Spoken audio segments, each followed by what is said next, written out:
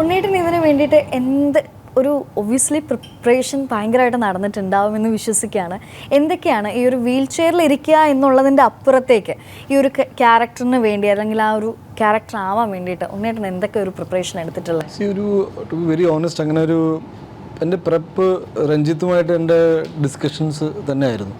Because എൻ്റെ അടുത്ത് ഈ കഥ പറഞ്ഞപ്പോൾ ഐ റിമെമ്പർ ഫസ്റ്റ് കഥ പറഞ്ഞപ്പോൾ ഞാൻ എൻ്റെ കുട്ടിക്കാലത്ത് എനിക്കുണ്ടായിരുന്ന എൻ്റെ സുഹൃത്തിനെ കുറിച്ചാണ് ഞാൻ ഓർത്തത് ഇമ്മീഡിയറ്റ്ലി. ബിക്കോസ് ഞാൻ സ്കൂളിൽ പഠിക്കുമ്പോൾ ഇർഫാൻ എന്ന് പറഞ്ഞ എനിക്കൊരു സുഹൃത്തുണ്ടായിരുന്നു. ഇപ്പോഴുണ്ട്, ഈസ് ഡൂയിങ് ബിസിനസ്സൊക്കെ ചെയ്യാണ്. അപ്പോൾ അവന് മെഡിക്കൽ നെഗ്ലിജൻസ് കാരണം അവന് ഈ താഴോട്ട് ഗ്രോത്ത് ഉണ്ടായില്ല.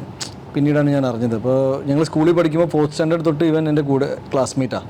അപ്പോൾ അസംബ്ലിയിലൊക്കെ നിൽക്കുമ്പോൾ ഹി ഹാസ് എ വീൽ ചെയറൊക്കെ ഒരു വീട്ടിൽ പോകാൻ.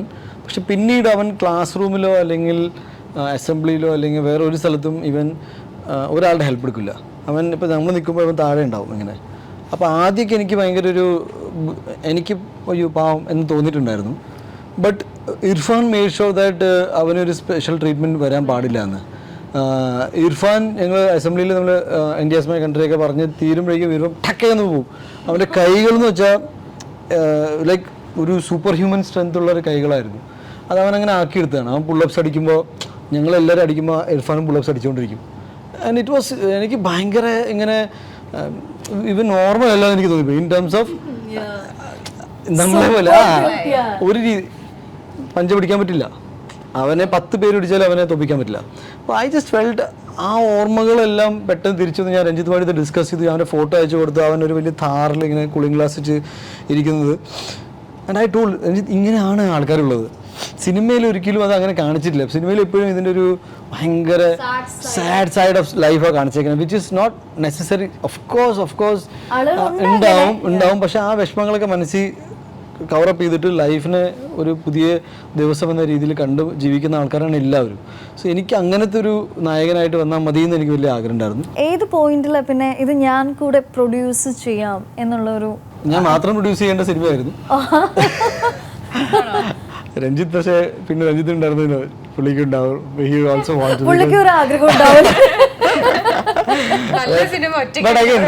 ദ ഫാക്ട് ഈസ് ദാറ്റ് ഞാൻ സിനിമകൾ പ്രൊഡ്യൂസ് ചെയ്യാൻ തുടങ്ങിയത് എനിക്ക് എൻ്റെ തുടക്കകാലത്ത് അങ്ങനെ എനിക്ക് സിനിമ പാരമ്പര്യമൊന്നുമില്ല. ഞാനങ്ങനെ സിനിമ എന്താണെന്ന് പോലും എനിക്കങ്ങനെ വലിയ ധാരണയില്ല. എനിക്ക് സിനിമ തിയേറ്ററിൽ കാണണം, അഭിനയിക്കണം, സിനിമയിൽ വേറെ എന്തെങ്കിലും ആയിത്തീരണം എന്നൊക്കെ ആഗ്രഹങ്ങളുള്ള വ്യക്തിയായിരുന്നു.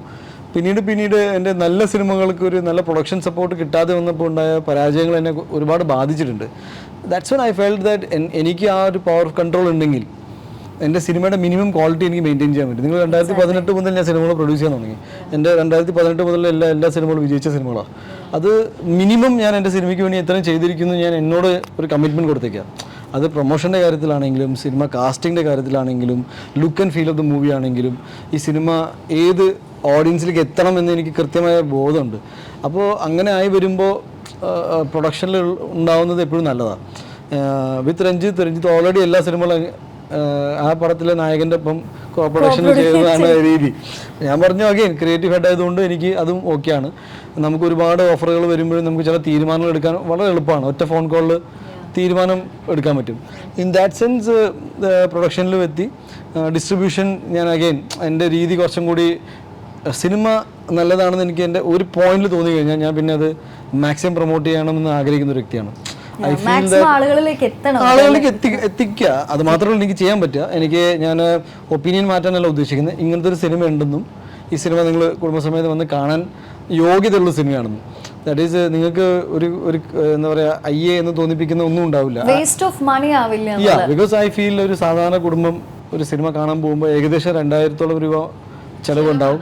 2-3 മണിക്കൂർ അവരുടെ ജീവിതത്തിൽ വളരെ ഇപ്പോൾ വിഷുകാലത്ത് ഉണ്ണിമൂന്നിൻ്റെ ഒരു സിനിമ കണ്ടിട്ട് ബോറടിച്ചു കഴിഞ്ഞാൽ ലൈഫ് ലോങ് അവർക്കത് എന്നെക്കുറിച്ചൊരു അവൻ്റെ സിനിമ കണ്ടപ്പോൾ ആ വിഷു കൊളായി എന്നുണ്ടാവും.